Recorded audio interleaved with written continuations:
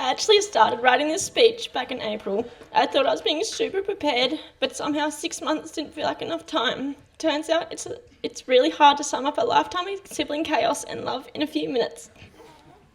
There's 7 years between Locky and I, which meant most of our childhood we weren't always in the same phase of life or even in the same home, but none of that even mattered because years apart never stopped us from being best friends. Growing up with Locky meant most of my childhood memories are either extremely fun or mildly traumatic. Despite the chaos, the memories we made are ones I always cherish, even when he made me want to throw a shoe at his head. I still loved every moment with him. You've lived 7 years without me, but I've never had to live a single day without you. Lucky for you for those first 7 years, then the favourite came along, me. Mum and Dad used to tell us how tiny Lock was as a kid. To give you a picture, in year 8, Locky finally cracked 30 kilos.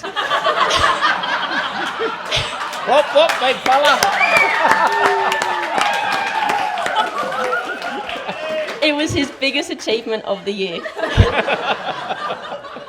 Not sure how he only cracked it then, because after school, nearly every day, he'd cook a pizza and eat it all to himself, then proceed to ask Mum and Dad, what's for dinner?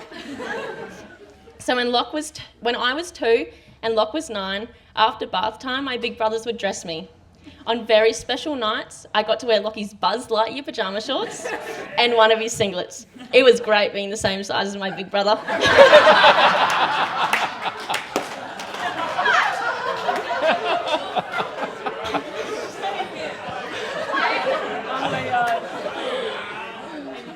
Locky, I don't think you realise how much you mean to me.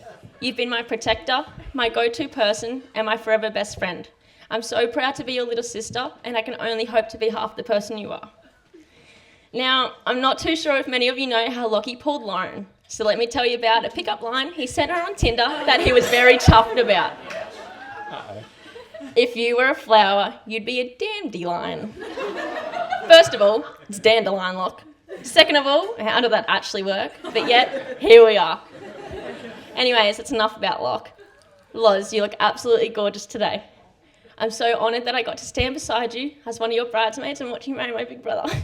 Don't cry.